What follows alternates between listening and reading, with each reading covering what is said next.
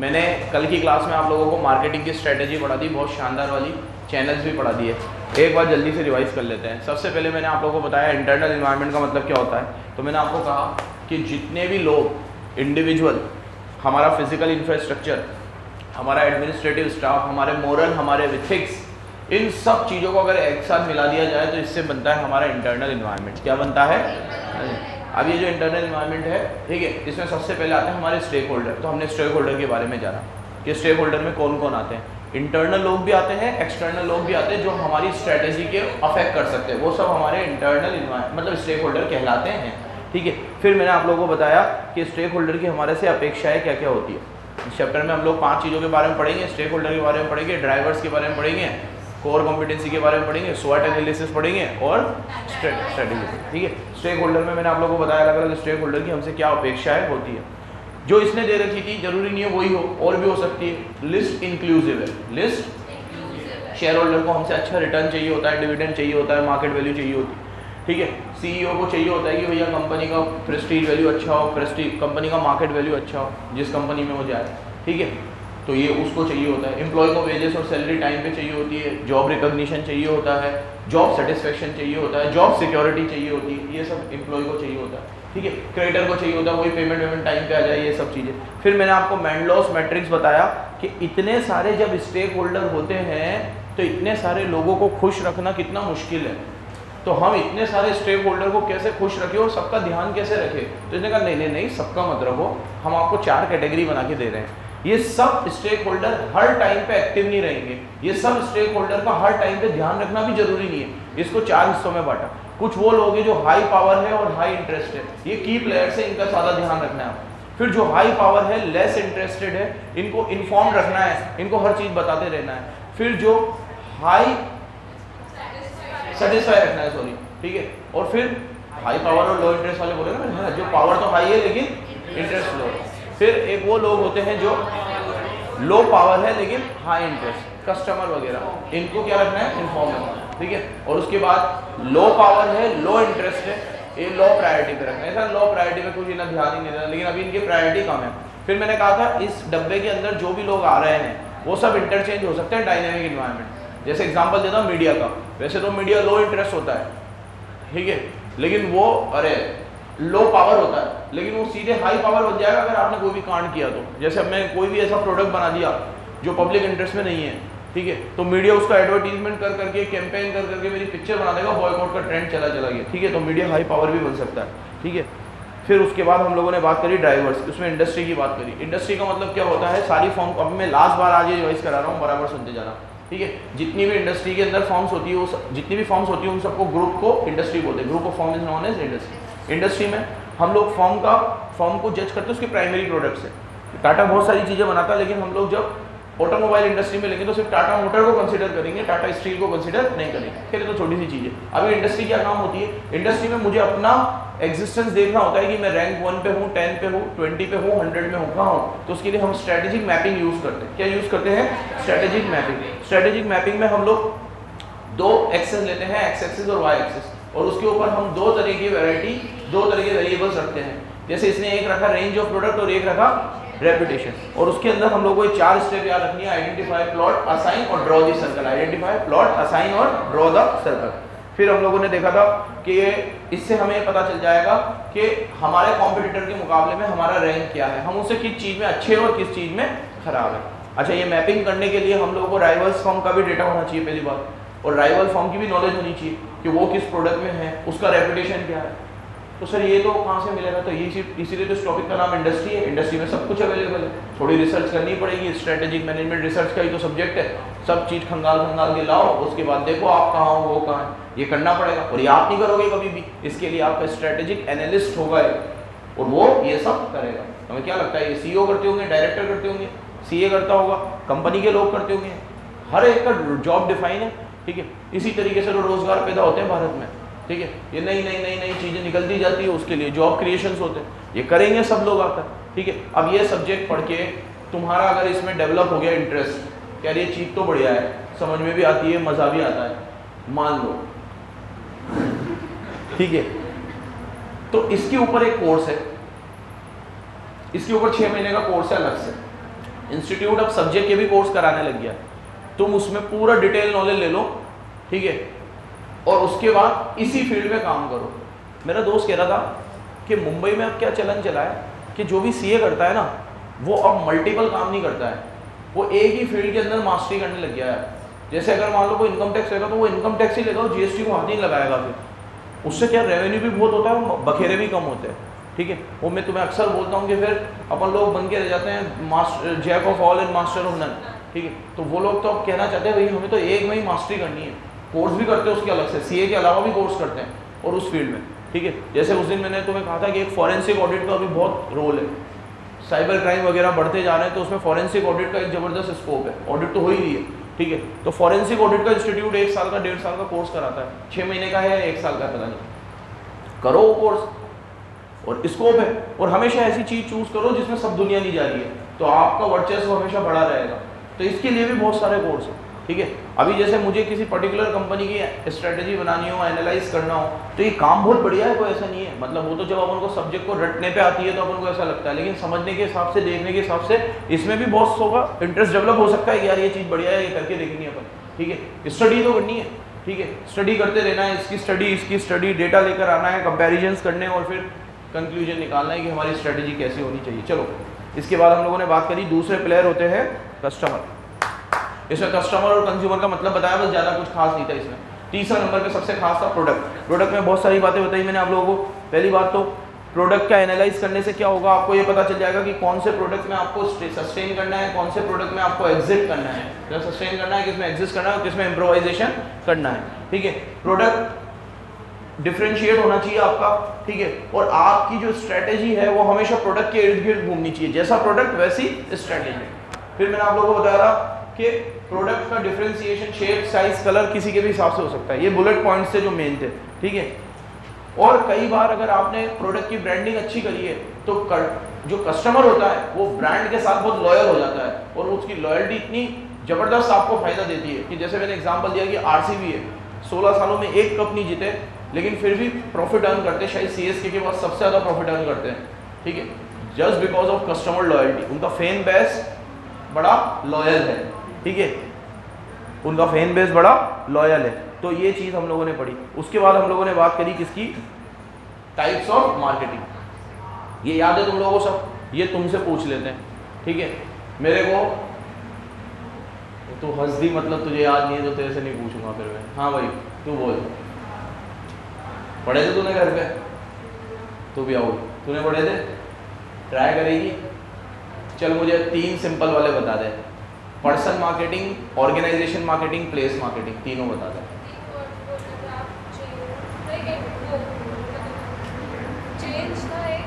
एक चेंज था, एक मेंटेन था, एक क्रिएट था।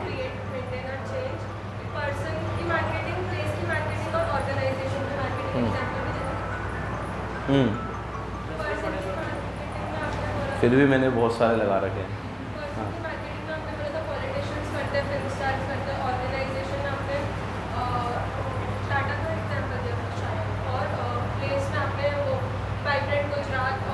इनक्रेडिबल इंडिया, ठीक है। डेफिनेशन क्या थी? डेफिनेशन ये थी तीनों की, ठीक है, क्रिएट, चेंज और मेंटेन, फिर attitude and behaviour towards a particular person, towards a particular organisation, towards a particular place. इस तरीके से याद करा था और यही लिखा हुआ है इसमें, ठीक है।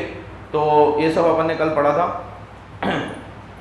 ये देखो तीनों साथ में ही है, पर्सन, प्लेस और ये, ठीक है। क्या लिखा हुआ है? Every activity undertaken to create, maintain and change the attitudes and behaviour towards a particular person, towards a particular place, towards a particular organisation. तीनों में एग्जांपल दिए थे।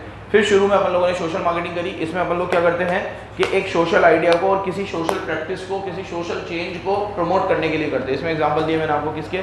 सर्फ एक्सेल का दिया था, जाको दिया था। ऑगमेंटेड मार्केटिंग, इसमें हम हमारे मेन प्रोडक्ट के साथ कुछ और कॉम्प्लीमेंट्री सर्विसेज देते हैं या कॉम्प्लीमेंट्री प्रोडक्ट देते हैं, जैसे विश करो, डिश करो, ठीक है, नेटफ्लिक्स का सब्सक्रिप्शन दे देता है, ये दे देता है। तो इससे क्या होता है? प्रोडक्ट जल्दी बिक जाता है, ठीक है। लोगों का परसेप्शन होता है इतना सा डिस्काउंट देख के वो इतनी बड़ी चीज़ ले लेता है, काम की भी नहीं होती, ठीक है, जस्ट बिकॉज डिस्काउंट में, ठीक है। होता है ना ये कि कई बार हम लोगों को एक के साथ कोई एक चीज़ फ्री मिल रही होती है, ठीक है, तो शायद हमारे लिए वो इतनी ज़रूरी ना हो उस समय पे, लेकिन हम उसे खरीद लेते हैं, ठीक है। और तुम्हें मैंने कहा भी था कि ये भी एक तरह की मार्केटिंग टेक्निक होती है जो तुम्हें मॉल वगैरह में देखने को मिलती है, स्पेशली तुम्हें ये वी मार्ट वगैरह पे देखने को मिलती है। ये लोग क्या करते हैं कि जब आप वी मार्ट पे या बिग बाज़ार पे या बेस्ट प्राइस पे ऐसी जगहों पे जाते हो अपने घर की चीज़ें खरीदने के लिए, राशन वगैरह खरीदने के लिए, तो ये राशन को हमेशा सबसे पीछे रखते हैं।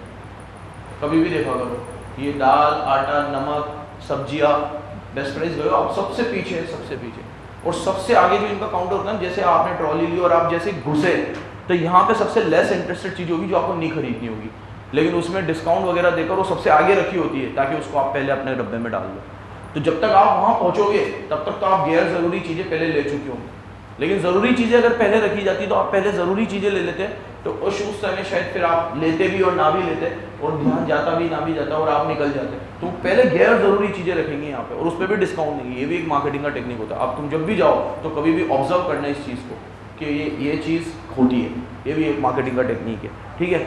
डायरेक्ट सेलिंग के बारे में बात करी थी, इसमें आप कंज्यूमर से या एंड कस्टमर से डायरेक्ट मिलते हो, ठीक है। रिलेशनशिप, इसमें आप उनके साथ रिलेशनशिप बिल्ड करके मार्केटिंग करते हो। इसमें एग्जांपल दिया लॉन्च का, ठीक है। सर्विस मार्केटिंग, अगर आप मार्केटिंग के सारे टूल टेक्निक वगैरह किस पे अप्लाई कर देते हो, सर्विस पे, तो सर्विस मार्केटिंग बन जाती है। पर्सन, ऑर्गेनाइजेशन, प्लेस तो हो ही गया। एनलाइटिंग मार्केटिंग, इसमें आप लॉन्ग रन में कोई एक गोल को अचीव करने की कोशिश करते हो और उसको एक टारगेट बना के मार्केटिंग करते हो कि जब तक ये गोल अचीव नहीं हो जाएगा इसी थीम पे मार्केटिंग होगी। थीम बेस्ड मार्केटिंग होती है एनलाइटिंग मार्केटिंग। ये भी कल हमने बात, इसके भी एग्जांपल दिया हम लोगों ने। डव का एक एग्जांपल दिया था, स्किन के ऊपर उसने बहुत बड़ा कैंपेन चलाया था। डिफरेंशियल मार्केटिंग, इसमें आप अलग अलग स्ट्रेटेजी बनाते हो अपने अलग अलग प्रोडक्ट के लिए। HUL जैसे लाइफ बॉय के लिए जिससे ऐड करवाएगा, लक्स के लिए उससे ऐड नहीं करवाएगा, या लाइफ बॉय लक्स के लिए अगर ये इसके लिए ऐड करवाएगा वो ऐड वो उसके लिए नहीं करवाएगा। किसके लिए? डव के लिए, ठीक है। तो वो उसका प्रीमियम सेगमेंट वाला सोप हो गया, और ये थोड़ा उससे कम पॉपुलर तो नहीं बोलूँगा, कम रेंज का प्रोडक्ट हो गया। सिंक्रो मार्केटिंग, इसमें आप क्या करते हो, डिमांड जब कभी किसी एक पर्टिकुलर सीजन में बढ़ती है, कभी पर्टिकुलर सीजन में कम होती है, तो उसको सिंक करने के लिए टेक्निक यूज की जाती है ताकि हर सीजन में उतनी ही सेल हो। उसके लिए आपने एग्जांपल दिया मूवी टिकट्स का। फिर हमने कंसंट्रेटेड, इसमें हम किसी एक पर्टिकुलर सेगमेंट को लेकर मार्केटिंग करेंगे, सबके लिए कॉमन मार्केटिंग यूज नहीं करेंगे। ये कौन करता है? रॉल्स रॉयल्स हो गया, रोलेक्स हो गया। ये लोगों का सेगमेंट पता है कि इन लोगों का क्लाइंट बेस कैसा है, तो ये उस क्लाइंट बेस के लिए मार्केटिंग करेंगे, बस सबके लिए मार्केटिंग नहीं करेंगे, ठीक है। इसमें मैंने एक मेरा भी एग्जांपल दिया कि अगर यहाँ पे जो नॉर्मल कोचिंग यूज करिए मार्केटिंग, वो कॉमर्स की कोचिंगें यूज नहीं करती होंगी, क्योंकि यहाँ पे 90% बच्चा साइंस का है, तो हमारा सेगमेंट तो 10% है, ठीक है। तो वो 10% के लिए हम वो 10% जैसी मार्केटिंग करेंगे। वो 10% सोशल मीडिया पे एक्टिव है तो हम वहाँ पे मार्केटिंग करेंगे, ठीक है। हमारे लिए बैनर लगाना, ये करना, और जो मैंने कल बताया कि स्टेशन पे बड़े बड़े, तो वो स्टेशन वाला तो हमारे काम का ही है, क्योंकि वो तो वहाँ यहाँ पे जो मैक्सिमम बच्चे बाहर पढ़ने आ रहे हैं तो साइंस और मैथ्स का, तो वो लोग स्टेशन पे इसलिए लगाते ताकि वो जैसे ही उतरे तो उसको इनका कोचिंगों का हिंट मिल जाए। तो पूरा स्टेशन हमारा है, आकाश फाकाश सबसे भरा पड़ा है, ठीक है। लेकिन वो आना एक और बार आ जाएगा। अभी चैनल, 3 तरह के चैनल बताए थे। डिस्ट्रीब्यूशन चैनल्स की बात करी थी हम लोगों ने। पहला चैनल कौन सा होता है? Sales channel. मैंने आपको कहा था ये सेल करने में हेल्प करता है। प्रोडक्ट चैनल, ये लॉजिस्टिक्स में हेल्प करता है, डिस्ट्रीब्यूशन में हेल्प करता है। तीसरा चैनल बताया था आपको सर्विस चैनल, ये आपको आफ्टर सेल सर्विस में और इंस्टॉलेशन में मदद करता है। ये चैनल इनको क्यों नाम दिए? ये सिर्फ सेल नहीं करवा रहे हैं, ये हमारा प्रोडक्ट एंड कस्टमर तक पहुंचा भी रहे हैं, उसको सेटिस्फाई भी कर रहे हैं, और चैनल जितना मजबूत होगा उतना ज़्यादा आपका ब्रांड वैल्यू बढ़ेगा। कई लोग मार्केटिंग पे ध्यान देते हैं, चैनल पे ध्यान नहीं देते। अब आपने दुनिया जहान की मार्केटिंग कर ली, अब इसको खरीदना है वो चीज़, तो ये खरीदे कैसे? ये तो मेरे तक पहुंच ही नहीं पा रही। इसको इंस्टाग्राम पे मेरी रील नजर आ रही है, सब कुछ हो गया यार ये प्रोडक्ट कहाँ मिल रहा है तो इतना बढ़िया है, लाऊं कैसे, इसको पहुंचे कैसे मेरे तक? तो मेरे सेल्स के चैनल इतने इफेक्टिव ही नहीं है कि वो प्रोडक्ट इस तक पहुंचा सके या ये मेरे तक पहुंच सके। मार्केटिंग तो दुनिया जहान की कर ली। तो मार्केटिंग करने के बाद चैनल भी अच्छे होने चाहिए, सेल्स का भी चैनल अच्छा, इंस्टॉलेशन का भी अच्छा, सब चीज़ें अच्छी, ठीक है। ये सब चीज़ों पे बात करने के बाद अब हम अगले टॉपिक पे आ जाते हैं, कोर कॉम्पिटेंसी। किस पे आ जाते हैं? ये भी एक बहुत ज़बरदस्त टॉपिक है, ध्यान से सुनना। एक मैंने स्वॉट एनालिसिस आपको रीड करने को बोला था, गलती से रीड तो नहीं कर लिया ना आप लोगों ने? ठीक है, वेरी गुड, मत करा करो ऐसे, क्या बिल्कुल बात माननी नहीं होती है, ठीक है। अब कोर कॉम्पिटेंसी की बात कर लेते हैं। कल सुना के भेजा मैंने तुम लोगों को कि 50 दिन में कोई एक होमवर्क दूं, तो वो भी तुम लोगों ने करा नहीं। हाँ, करा था क्या करा था, रीड करा था, क्या था उसमें?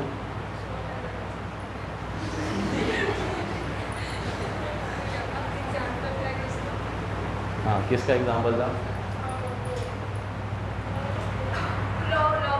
लॉ फॉर्म का एग्जाम्पल था। क्या था उसमें?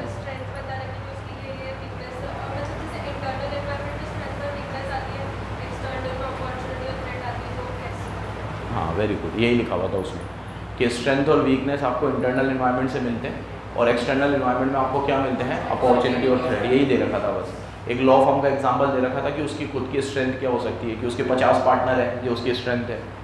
अकाउंटिंग वगैरह में नॉलेज है, ये स्ट्रेंथ है। 70 साल का एक्सपीरियंस है, ये स्ट्रेंथ है। ठीक है। अपॉर्चुनिटी क्या है कि नई नई फील्ड में वो एक्सप्लोर कर सकते हैं, IT सेक्टर का यूज़ कर सकते हैं, ये अपॉर्चुनिटी है। थ्रेट उनके लिए AI था कि AI में आप कुछ भी डालते हो तो अकाउंटिंग का सॉल्यूशन मिल जाता है, तो ये थ्रेट है उनके लिए कि अब AI से कैसे, ऐसा ना हो कि क्लाइंट मेरे पास आने की बजाय ChatGPT डाउनलोड कर ले और उससे अपनी सारी अकाउंटिंग प्रॉब्लम का सॉल्यूशन ढूंढ ले। ठीक है, ये था, छोटी सी चीज़ थी, पढ़ लिया करो भाई। मेरे को कभी कभी ऐसा लगता है तुमसे ज़्यादा तो मैं पढ़ता होगा इसको, लिटरली। मतलब ये मेरा पहला साल है इस सब्जेक्ट का, तो मैं इन डेप्थ रिसर्च करके आता हूँ इसकी, कहाँ क्या एग्जांपल देना है, कहाँ न्यूमेरिक की ज़रूरत पड़ेगी, कहाँ मार्किंग करनी है। ये मार्किंग के ये PDF ये मैं सुबह शेयर कर देता हूँ तुम्हारे साथ सारे। ठीक है, तुम अभी तुम्हारी स्थिति को देख के मुझे लिटरली ये लग रहा है कि ये सब्जेक्ट तो तुमसे ज़्यादा मैं पढ़ रहा होगा।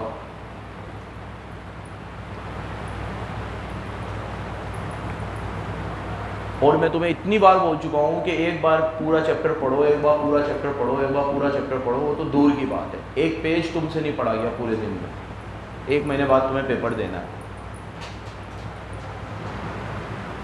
मस्ती तुमसे पूरी करवा लो।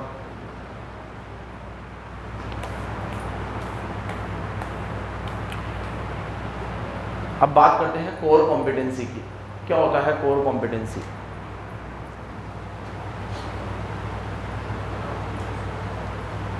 ये कंसेप्ट दिया था CK प्रहलाद ने और गैरी हैमल ने, इनका नाम होगा, टिक कर लो पहले फिर समझाता हूँ। चौथी लाइन से टिक करो, CK Prahalad and Gary हैमल have advocated the concept. ये पूरा टिक कर लो टेक्नोलॉजीज तक। CK प्रहलाद और गैरी हैमल, ऑब्जेक्टिव में नाम आ सकता है, याद रखना है।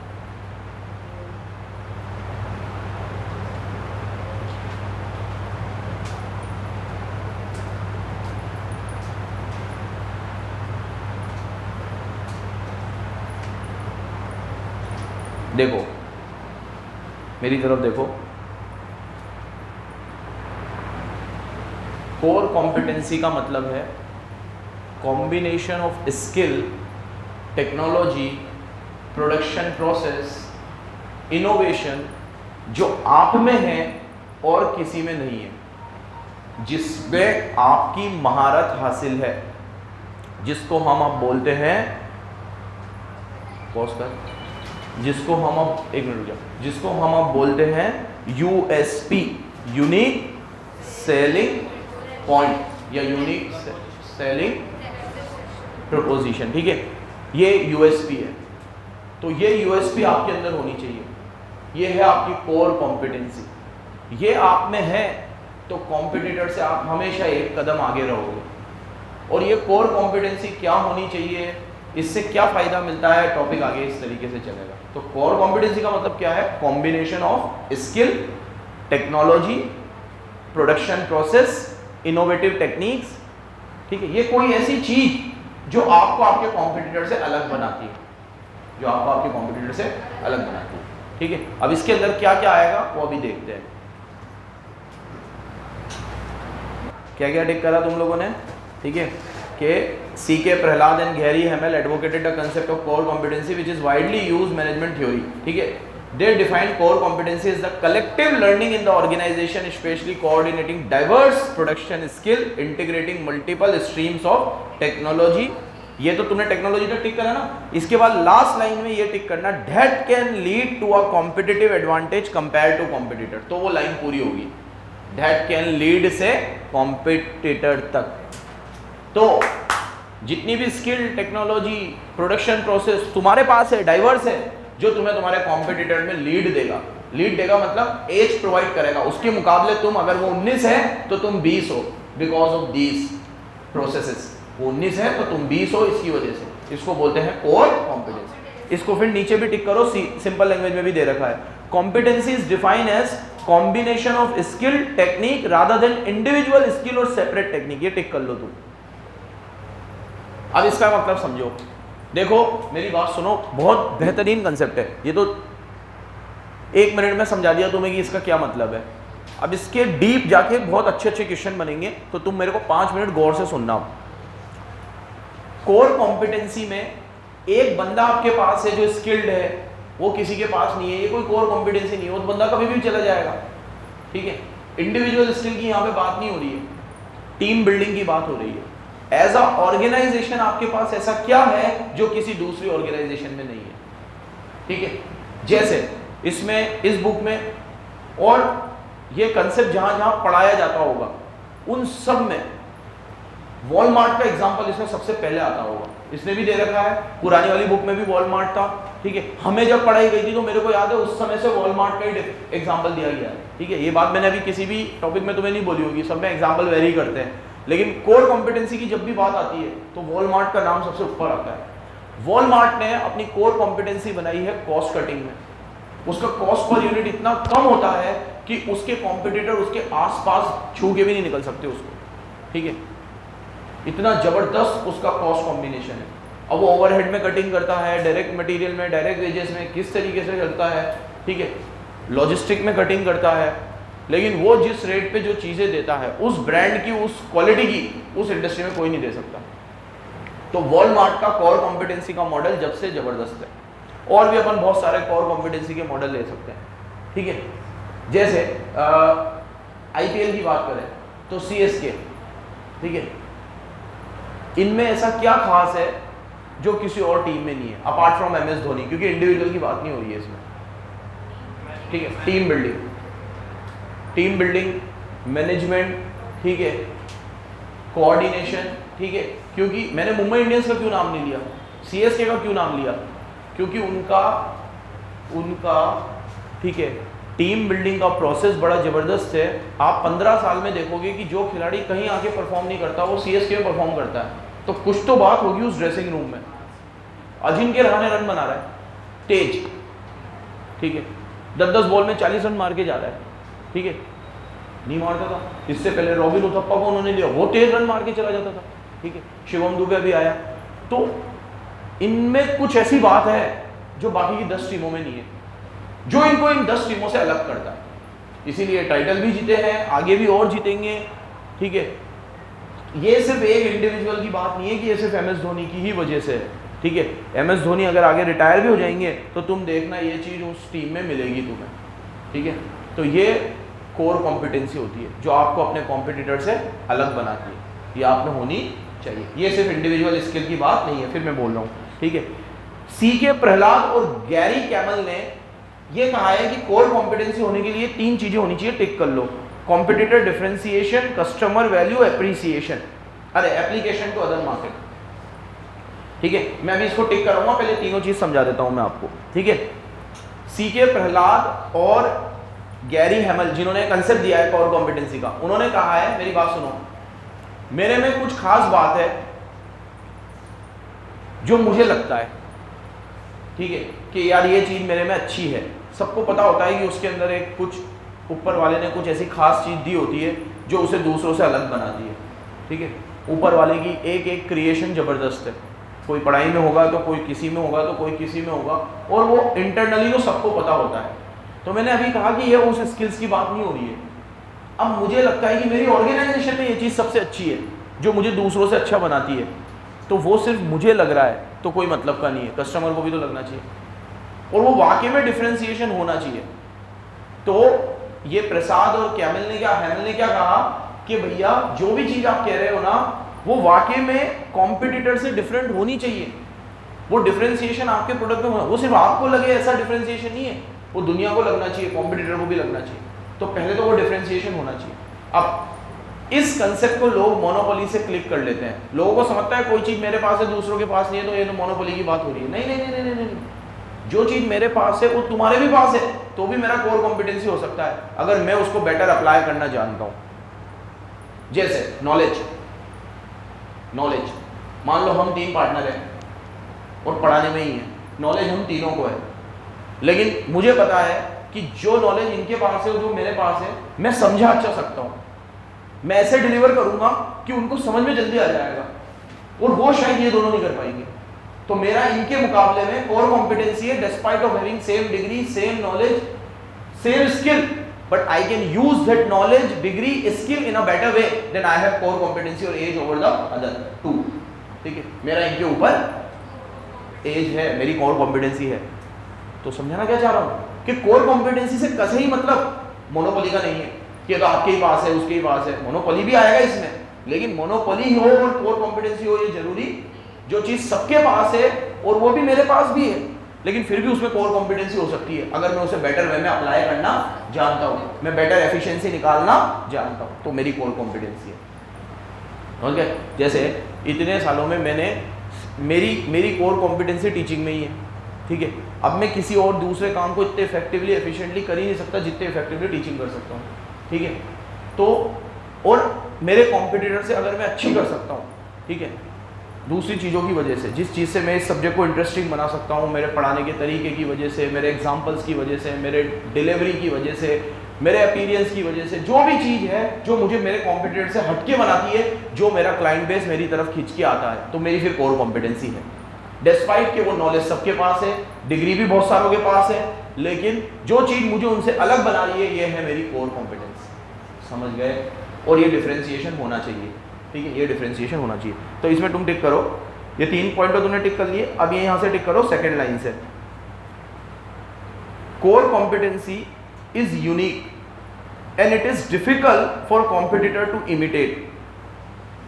कोर कॉम्पिटेंसी क्या होनी चाहिए? यूनिक होनी चाहिए, डिफरेंट होनी चाहिए, और सामने वाला उसे इमिटेट, कॉपी ना कर सके। क्या ना कर सके? कॉपी ना कर सके। This can provide a company an edge compare to competitor, और यही आपको आपके कॉम्पिटिटर के ऊपर एज प्रोवाइड करेगा। एज प्रोवाइड करेगा मतलब आपको उससे ऊपर रखेगा कि वो 19 से तो आप 20 होगे। क्यों? क्योंकि आप में कुछ ऐसी नई बात है जो वो कॉपी भी नहीं कर सकता। जैसे अभी मैंने मेरा एग्जांपल दिया पढ़ाने का, टेक्निक का, ठीक है, सब कुछ कॉपी हो सकती है। मेरा नोट्स कॉपी हो सकता है, ठीक है, मेरा नोट्स कॉपी हो सकता है, नोट्स मैंने कहीं किसी को दिया, उसने जेरोक्स करा लिया, ये करा लिया, वो करा लिया। मेरा कंटेंट कॉपी हो सकता है, ठीक है, लेकिन मेरा पढ़ाने का तरीका कॉपी नहीं हो सकता, तो फिर वो यूनिक है, ठीक है। कि अगर मान लो कोई मेरी वीडियो देखकर वो भी इस तरीके से पढ़ाने लग जाए, ठीक है, तो फिर वो कोर कॉम्पिटेंसी नहीं है, मतलब फिर मेरे में वो ऐसी कोई यूनिकनेस थी नहीं अगर वो कॉपी हो गई तो। और वो कॉपी नहीं हो सकती, वो तो मैं ही जानता हूँ कि मैं किस तरीके से इसको चलाता हूँ, ठीक है, तो फिर वो कोर कॉम्पिटेंसी है, वो डिफ्रेंसिएशन है आप में, समझ गए? और वो होना चाहिए। आगे नीचे से तीसरी लाइन टिक करो, नीचे से इसी पैरा में, competency does not necessarily have to exist within one company in order to define as core. Although all company in the same market would have the same skills, if one company can perform it better, then the company has obtained a, ये मैंने अभी जो बताई एकदम सरल भाषा में लिखा हुआ है, एकदम सरल भाषा में आ जाएगा समझ में, कि जरूरी नहीं है कि एक कंपनी के पास कोई चीज है वही कोर कॉम्पिटेंसी है, सबके पास थी वो चीज, लेकिन मैं उसे बेटर वे में अप्लाई करना जानता था, तो मेरी कोर कॉम्पिटेंसी है। जैसे अभी मैंने कहा, नॉलेज सबके पास है, डिग्री सबके पास है, कंटेंट भी सबके पास है, नोट्स भी सबके पास है, इंफ्रास्ट्रक्चर भी सबके पास है, but I know how to deliver it better, तो फिर मेरी कोर कॉम्पिटेंसी है मेरे कॉम्पिटिटर के मुकाबले। समझ गए? है कि नहीं है? है क्या? हाँ, ये एग्जाम्पल है कि सही में है? ठीक है, मजाक कर रहे हो ना मेरे सामने, ठीक है। तो ये कोर कॉम्पिटेंसी इस तरीके से डिफाइंड होती है कि ये मोनोपोली से रिलेटेड नहीं है कि ये मोनोपोली है, ठीक है। आपके अंदर जो चीज़ आपके कॉम्पिटिटर से बेहतर है उसे कोर कॉम्पिटेंस बोलते हैं। क्या बोलते हैं? कोर। तो ये तो पहले डिफरेंशिएशन वाली चीज़ आ गई। अब दूसरी चीज़ सबसे ज़रूरी है, कस्टमर उसे वैल्यू भी करे। अब मेरे अंदर लाख गुना अच्छी टेक्निक है, सब कुछ है, कस्टमर उसे वैल्यू नहीं करता, इसलिए मैंने ये सवाल पूछा था आपसे, ठीक है, कि है कि नहीं है? कस्टमर भी उसे वैल्यू करे, उसे एडमायर करे, तो कोर कॉम्पिटेंसी है, नहीं तो फिर किस काम की? अब आप यूनिक हो, ठीक है, बिल्कुल अलग हो, और वाकई में अलग ही हो, ठीक है, दुनिया से कनेक्ट ही नहीं कर पाते हो, ठीक है, और आप अलग हो, इसका बड़ा गुमान है आपको कि आप अलग हो, लेकिन इससे कस्टमर को कोई फायदा नहीं होता आपके अलग होने की वजह से। मैं क्या करूँ जैसे पागल बनेगा, अलग भी है तो मेरे को क्या फायदा होता है इस चीज से, ठीक है, तो वो कोई कोर कॉम्पिटेंसी नहीं है, ठीक है। पढ़ो। Second is customer value. When purchasing a product और service it has deliver a fundamental benefit to end customer, उसको फंडामेंटल बेनिफिट मिलना चाहिए। द सर्विस और the product has have the real impact on the customer, ये वाली line में टिक करोगे कि उसका कस्टमर पे रियल इंपैक्ट होना चाहिए। और फिर नीचे से लास्ट लाइन भी टिक करोगे, second line, the essence is that consumer should value the differentiation offered. इसलिए मैंने तुमसे सवाल पूछा कि अगर मेरे अंदर वो कोर कॉम्पिटेंसी है जो मुझे लगता है कि है, तो वो कस्टमर को भी लगना चाहिए, मेरे लगने से कुछ भी नहीं होगा, और वो उसे वैल्यू भी करे, वो बोले हाँ ये है तो फिर है, नहीं तो नहीं है। ठीक है, अब मैं तुम्हें एक और एग्जांपल देता हूं। अभी मान लो कि कोई एक पर्टिकुलर कंपनी, जैसे वो डीओ के ऐड आते थे, डीओ के ऐड आते थे एक्स के, ठीक है, एक फोक का ऐड आता था, क्या चल रहा है भाई, फोक चल रहा है, ठीक है, एक एक्स का ऐड आता था, ठीक है, और ये ऐड में दिखाया जाता था भाई डीओ लगा रहे हो आप तो लड़की आपके पीछे भाग रही है, और बिल्कुल ऐसा बताया जाता था। ये ऐड इनका चला, इससे इनके डीओ भी बहुत बिके और ये यूनिक भी था, बट एक्चुअल में तो ऐसा नहीं होता है। तो आपने डिफरेंशिएशन के लिए एक अजीबोगरीब मार्केटिंग टेक्निक यूज करी जो आपको आपके कॉम्पिटिटर से अलग बनाता था। जहां लोग फ्रेग्रेंस की बात कर रहे थे, जहां लोग ये बात कर रहे थे कि हमारा डीओ इतने टाइम तक लास्ट करता है, 12 घंटे 18 घंटे, एक दिन पूरा, फ्रेग्रेंस हमारा बहुत अच्छा है, ये है, स्मेल्स गुड, ये सब बातें हो रही थी। तब भाई लेकर आए कि लड़की आ रही है भाई डीओ लगाने से, एकदम अलग चीज। लेकिन ये क्या कस्टमर को कुछ वैल्यू कर रहा है? क्या ये रियलिटी है? ये बिल्कुल रियलिटी नहीं है। तो कस्टमर कोई वैल्यू नहीं कर रहा, तो आपने कोई डिफरेंट चीज बना भी दी जो आपके कॉम्पिटिटर से अलग है, और मान लो वो चल भी निकली लेकिन कस्टमर को कोई फायदा नहीं कर रही, तो उसे कोर कॉम्पिटेंस नहीं कहा जाएगा। ये सिर्फ एक पानी का बबूला है जो कुछ समय तक आपको फायदा देगा, उसके बाद एग्जॉस्ट हो जाएगा, जो हो गया खत्म। ठीक है, तो कस्टमर को वैल्यू करना पहले जरूरी है। ये दूसरी चीज टिक कर लो, किसकी बुक है, कर लेना बेटा। फिर तीसरा, ये दो हो गए, इसके बाद आते हैं एप्लीकेशन ऑफ कॉम्पिटेंसी। इसमें तुम टिक करो core competency, second line tick करना, must be applicable to whole organisation. It can not be only a, ये वाली पूरी लाइन टिक कर लो तुम, it can not be only a particular skill, one particular skill or area of expertise. Although some special capability would be essential or crucial for the success of business, it will not be considered as core competency if it is not the fundamental from the whole organization's point of view. ये MS Dhoni लिख दो बस, वहाँ पे CSK लिख दो कि यहाँ सिर्फ किसी इंडिविजुअल की बात नहीं हो रही है कि एक इंडिविजुअल के होने से आप में कोर कॉम्पिटेंसी आ जाएगी, वो कुछ समय के लिए रहेगा फिर नहीं भी रहेगा। CSK के सक्सेस का अगर आप देखो तो वो सिर्फ एक आदमी को तो नहीं जा सकता, उनका टीम बिल्डिंग ऐसा है, उनका टीम एनवायरनमेंट ऐसा है, और उनमें वो कोर कॉम्पिटेंसी है जो बाकी की 10 टीमों से उन्हें अलग बनाता है। इसका फैक्टर सिर्फ एक पर्सन कथे ही नहीं है। ताक एक हाँ उस पर स्किल है, नो डाउट, ठीक है, और उनका बहुत बड़ा कंट्रीब्यूशन भी होगा, वो भी नो डाउट, लेकिन सिर्फ उसकी वजह से ये हुआ है तो फिर ये कोर कॉम्पिटेंसी नहीं है। अगर ऐसा सच है तो, जो मुझे लगता नहीं है ये सच, बट स्टिल अगर मान ले फेन बेस्ड थ्योरीज को कि ये सच है तो फिर ये कोर कॉम्पिटेंसी नहीं है। इंडिविजुअल एक्सपर्टाइज बंदा आपकी हर ऑर्गेनाइजेशन में होता है, तो क्या वो आपको कोर कॉम्पिटेंस बना देगा? उसकी स्किल उसको छोड़ देगी या वो कभी ऑर्गेनाइजेशन को छोड़ देगा तो कोर कॉम्पिटेंसी खत्म हो जाएगी? नहीं, it will be applied to whole organisation as a whole. ये है तीसरा पॉइंट। तो तीन चीजें होनी चाहिए, डिफरेंशिएशन, कस्टमर उसे वैल्यू करे, और एप्लीकेबिलिटी टू होल ऑर्गेनाइजेशन। समझ में आया बच्चों? एग्जाम्पल इसने भी दिए हैं थोड़े, इसके भी लो। मार्केटिंग और सेल कोर कॉम्पिटेंसी है HUL का, बिल्कुल है। मैंने कल ही बात करी तुम्हें कि हिंदुस्तान यूनिलीवर कैसे मार्केटिंग करता है, लाइफ बॉय की अलग तरीके से करता है, लक्स की अलग तरीके से करता है, डव की अलग तरीके से करता है, प्रोडक्ट सारे उसके ही है, लेकिन एडवर्टीजमेंट का तरीका, मार्केटिंग का तरीका बड़ा अच्छा होता है। इसमें मैं तुम्हें एक फिल्म इंडस्ट्री का भी एग्जाम्पल दूंगा। एक टाइम तक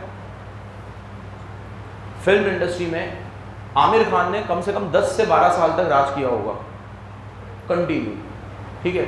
उसकी मूवीज का मैं पहले एक लिस्ट था कि भाई इतना करोड़, उसका एक मूवी 100 करोड़ करेगा, अगला 150, फिर 200, continue back to back blockbuster movies दी आमिर खान ने। देखो अगर अपन गिने, फना एक करके मूवी आई थी उसकी, फना, वहाँ से ये सिलसिला शुरू हुआ था। फना आई थी, उसके साल में एक ही मूवी करता है, फना आई थी, फिर तारे ज़मीं पे आई थी, हाँ, फिर 3 इडियट्स आई थी, ठीक है, फिर दंगल आई थी, फिर पीके आई थी, ठीक है, और ये सब एक से बढ़ के एक थी, जितनी थी, रंग दे बसंती भी इसी रेंज में थी, ठीक है, दिल चाहता है, ठीक है, ये सब कंटिन्यूटी में मूवीज आई थी जो जबरदस्त थी, ठीक है, गजनी आई थी, ठीक है, लगान आई थी, तो किंग था आमिर खान। उसका एक रीजन, उसकी कोर कॉम्पिटेंसी थी, उसके अंदर स्किल है नो डाउट, ठीक है। जिस एक इंटरव्यू में उसने कहा था, एक इंटरव्यू में उससे किसी ने पूछा कि भाई आप डायरेक्टर के साथ बहुत ज़्यादा वो करते हो, मतलब डायरेक्टर आपके साथ काम करते तो बहुत परेशान होते हैं, आप उनके काम में बहुत करते हो, दखल अंदाजी करते हो, डायरेक्टर ऐसे बोलते हैं। तो उन्होंने ये बात बोली थी कि ये बिल्कुल गलत है, आप मेरे किसी भी डायरेक्टर से पूछ लेना, ठीक है, मैं स्क्रिप्ट को पढ़ने में बहुत टाइम लेता हूँ, मैं कम से कम 6-6 महीने तक स्क्रिप्ट को पढ़ता हूँ, बट एक बार मैं किसी स्क्रिप्ट को पढ़ के मूवी साइन कर लेता हूँ तो मैं कंप्लीट सरेंडर कर देता हूँ डायरेक्टर को कि आपसे मेरे से जो बेनिफिट लेना हो ले लो। आप मुझे कहोगे 10 किलो का हो जाओ, मैं 10 किलो का हो जाऊँगा, आप मेरे बोलो 100 किलो का हो जाए 100 किलो का हो जाऊँगा, आप बोलोगे गंजा हो जाए, मैं गंजा हो जाऊँगा, ठीक है, जो आप बोलोगे वो मैं करूँगा, एक बार मैंने साइन कर दी तो, ठीक है, तो मैं कंप्लीट सरेंडर कर देता हूँ। तो ये एक चीज़ थी उसकी, ठीक है, क्योंकि आजकल कुछ एक्टर ऐसे होते हैं जो साल में 4-4 5-5 मूवी करते हैं, तो वो उसको जस्टिस नहीं कर पाते, उस रोल को, उस रोल में उतर नहीं पाते, ठीक है, और ये उस रोल में उतरने के लिए बिल्कुल 6 महीने तक तो पहले उस रोल की तैयारी, उस तरह का शरीर बनाना, ये सब, ये उसका कोर कॉम्पिटेंसी था 10-12 साल तक, जो ये सिर्फ वही करता था और कोई नहीं करता था इतनी मेहनत। आज की तारीख में बोल सकते हैं रणबीर कपूर करता है, ठीक है, रणबीर कपूर भी उतने ही एफर्ट्स लगा देता है किसी भी रोल के लिए, ठीक है, ये कोर कॉम्पिटेंसी है। और दूसरा था इनका मार्केटिंग का तरीका, आमिर खान का, ये अलग अलग तरीके से मार्केटिंग करता था। आजकल कोई मार्केटिंग करता तो कैसे करता है, रियलिटी शोज में जाकर, ये डांस इंडिया डांस में चले गए, कपिल शर्मा में चले गई, ये इस तरीके से करता ही नहीं, किसी रियलिटी शो में नहीं जाता था, इसका अपना अलग तरीका होता था मार्केटिंग करने का, ठीक है। सत्यमेव जयते तो इसका शो था, वो अलग, वो मार्केटिंग नहीं था। उसके अलावा करता था ये किस तरीके से मार्केटिंग करता था, ठीक है, कि ये कोई कैंपेन चला देता था, ठीक है, किसी लोगों से अलग अलग गेटअप में मिलने चला जाता था, किसी मेट्रो में चला गया, पता ही नहीं चलेगा ये आमिर खान अलग गेटअप में आया था, ये करता था ये पहले बहुत सारा। तो इसकी मार्केटिंग के टेक्निक बड़े निराले होते थे, ठीक है।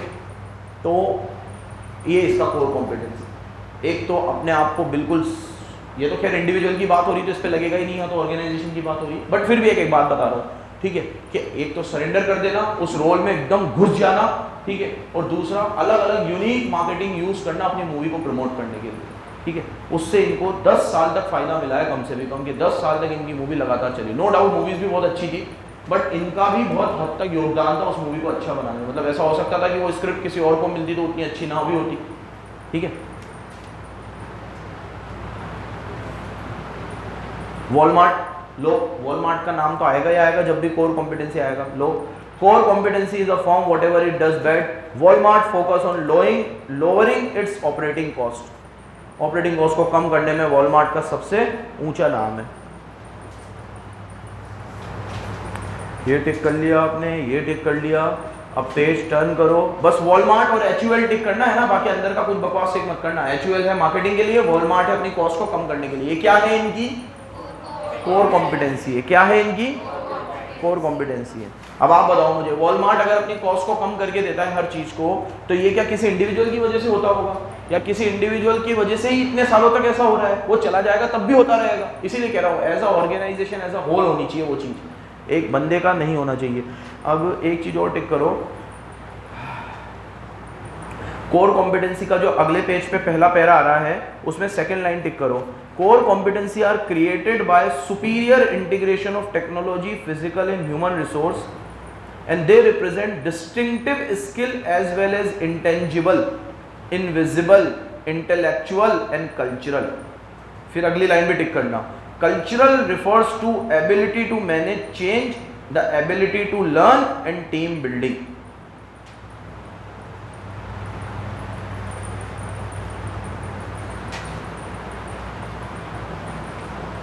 सुनो, इसमें क्या टिक करवाया मैंने तुम लोगों को? कोर कॉम्पिटेंसी तब क्रिएट होगी बेटा जब आपके पास सुपीरियर टेक्नोलॉजी होगी, सुपीरियर मैन पावर होगा, फिजिकल रिसोर्स होगा, सुपीरियर ह्यूमन रिसोर्स होगा।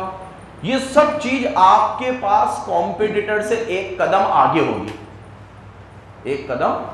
अब इसमें भी वापस सीएसके का एग्जांपल लूंगा। अगर धोनी को अगले साल रिटायर होना है तो इसने कैप्टनसी इसी साल छोड़ दी, ठीक है, ताकि एक साल में इसको पूरा सिखा के जाऊं कि मेरे जाने के बाद भी ये पूरा जो गुडविल है, जो लिगेसी है, उसको आगे लेके जाए, ठीक है।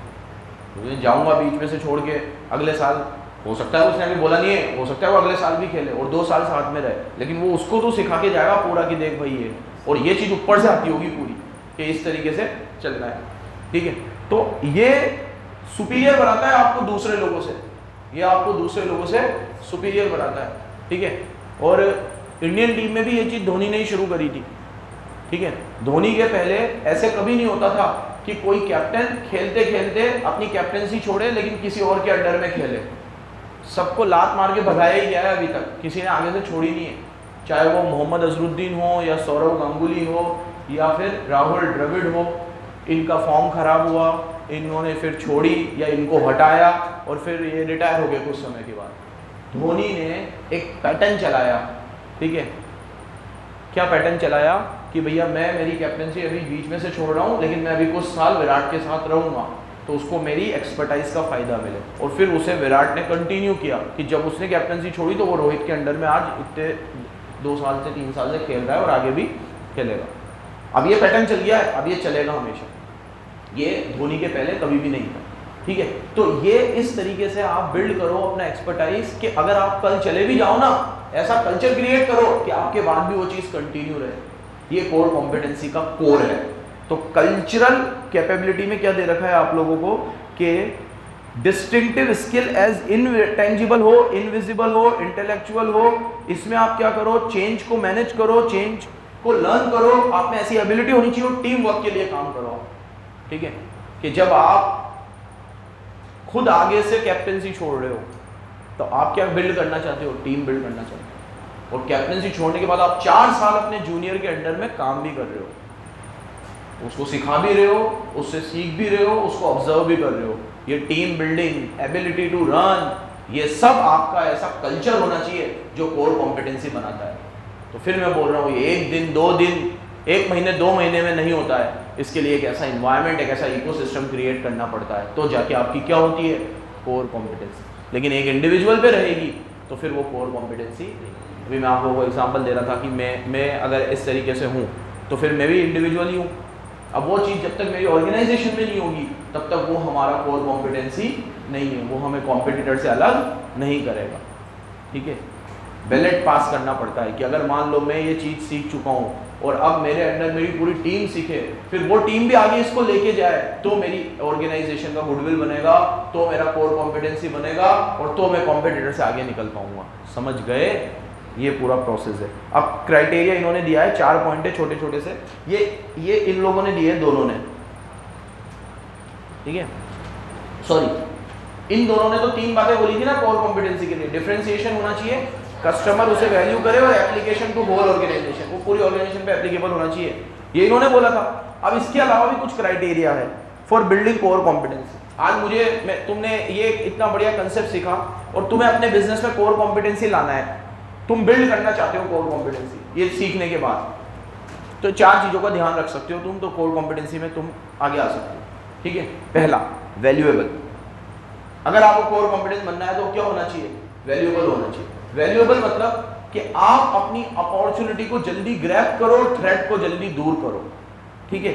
ये पहली लाइन टिक करो, the one that allow the firm to exploit to opportunities and avert the threat in external environment. Firm created value for customer by using effective capabilities to exploit opportunities. ठीक है, मतलब valuable मतलब क्या है, valuable मतलब ये नहीं बोल रहा है कि आप वैल्यूएबल हो, आप वैल्यूएबल हो इसीलिए आप कोर कॉम्पिटेंसी में जा, ऐसा नहीं बोल रहा है। ये बोल रहा है वैल्यूएबल का मतलब क्या है कि आप अपॉर्चुनिटी को जल्दी ऑब्जर्व कर सको, थ्रेट को दूर कर सको, ठीक है, और अपने कस्टमर को वैल्यू प्रोवाइड करो, तो फिर आप कोर कॉम्पिटेंसी में आगे जा सकते हो। पहला क्राइटेरिया है, ठीक है। जैसे आज जिन लोगों ने इलेक्ट्रिक व्हीकल को पहले से माप लिया कि सरकार इस पे काम कर रही है और उन्होंने ईवी की बैटरीज बनाना शुरू कर दिया, और स्टार्टअप खोल दिए, तो उन्होंने अपॉर्चुनिटी को ग्रैब कर लिया, थ्रेट को एब्जॉर्ब कर लिया, तो अब वो लोग इस फील्ड में हमेशा 10 कदम आगे ही रहेंगे। अब जितनी भी कंपनी आ जाए बैटरी बनाने वाली, जो पहली होगी वो पहली ही होगी, क्योंकि उसने अपॉर्चुनिटी को पहले माप लिया। ठीक है, आज भी हमारे देश में कुछ ऐसे सेगमेंट्स है जिसमें बहुत वैक्यूम है। जिन लोगों ने उन सेगमेंट्स को पहले देख लिया, अपॉर्चुनिटी को ले लिया, वो अपने आप उसमें कोर कॉम्पिटेंसी बना लेंगे, वो उसमें अपने आप कोर कॉम्पिटेंसी बना लेंगे। उनको समझ में आ जाएगा भैया इस चीज में अपन है, ठीक है, और इससे अपने से आगे कोई नहीं है, तो वो वैल्यू होना चाहिए। वैल्यू करना मतलब ये बात ये है। सेकंड, रेयर होना चाहिए। कोर कॉम्पिटेंसी क्यों होनी चाहिए? रेयर। ऊपर बात हो गई थी, डिफरेंशिएट होना चाहिए, कॉम्पिटिटर से अलग होना चाहिए। ठीक है, core competency are very rare capabilities and very few of the competitor possesses. हाँ, लेकिन मैंने ये भी कहा कि हो सकता है सब में है, लेकिन आप उसको ज्यादा अच्छे से कर पाते हो तो वो भी रेयर हुआ। ठीक है, अभी मैंने कहा कि डिग्री सबके पास है, टीचिंग सबके पास है, कंटेंट सबके पास है, लेकिन आप जानते हो इसको पढ़ाना कैसे है, इसको डिलीवर कैसे करना है। तो ये आपकी कोर कॉम्पिटेंसी है जो आपको दूसरों से अलग बनाती है। रेयर होना चाहिए, rare. Something should be rare. या तो वो कैपेबिलिटी ही खुद रेयर हो, या उस कैपेबिलिटी को करने का तरीका रेयर हो, बट रेयर होना चाहिए। कुछ ना कुछ आपके कॉम्पिटिटर से अलग होना चाहिए। थर्ड चीज, कॉस्टली टू इमिटेट। आपकी कोर कॉम्पिटेंसी ऐसी होनी चाहिए जिसको कॉपी करने में पैसा लग जाएगा। इंटेल का एग्जांपल इसने दिया, आईफोन का मैं दूंगा तुम्हें एग्जांपल। ठीक है, आईफोन के बाद बहुत सारे स्मार्टफोन आए, आज भी आ रहे हैं, लेकिन उसको कॉपी करना इतना आसान नहीं है। रिसर्च एंड डेवलपमेंट में जो पैसा वो खर्च कर रहा है शायद वो कोई नहीं कर पाएगा, और उसको इमिटेट करके आप कुछ भी बना दोगे, आईफोन नहीं बना पाओगे। उसका जो 10-15 साल से किंगडम है वो रहेगा आगे भी, जिस हिसाब से वो इसको लेके चल रहा है। तो कॉस्टली टू इमिटेट। आप में जो नयापन है ना, वो इतना नयापन होना चाहिए कि कोई दूसरों से कॉपी कर लिया तो फिर रेयर कहाँ रहा हो, कॉपी नहीं कर पाएगा वो आपको। चौथा, नॉन सब्स्टिट्यूएबल। जो आप बना रहे हो उसका कोई सब्स्टिट्यूट अवेलेबल नहीं है। तो चारों पॉइंट बहुत सिंपल थे। अब इनको एक निमेनिक से याद कर लो कि कोर कॉम्पिटेंस इतना वैल्यूएबल और रेयर हो कि किसी का बाप भी उसे कॉपी और सब्स्टिट्यूट ना कर पाए। लिखो, कोर कॉम्पिटेंस इतना वैल्यूएबल और रेयर हो, इतना वैल्यूएबल और रेयर हो कि किसी का बाप भी उसे कॉपी या सब्स्टिट्यूट ना कर पाए। इसमें वैल्यूएबल, रेयर, कॉपी और सब्स्टिट्यूट को डब्बे में ले लो। ये 4 हमारे पॉइंट है।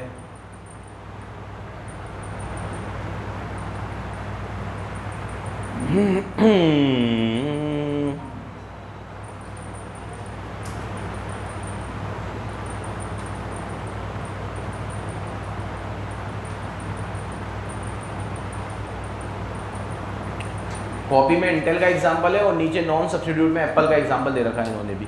ठीक है, कि एप्पल का iOS इतना सक्सेसफुल है कि अभी तक कोई कॉम्पिटिटर उसे कॉपी नहीं कर पाया। बाकी सब एंड्रॉइड चला रहे हैं, लेकिन एप्पल का जो ऑपरेटिंग सिस्टम है वो कौन सा है? iOS है। ठीक है, उस iOS को अभी तक कोई कॉपी या कोई सब्स्टिट्यूट उसका ढंग का आया नहीं। एंड्रॉइड एक सब्स्टिट्यूट है, लेकिन परफेक्ट सब्स्टिट्यूट नहीं है।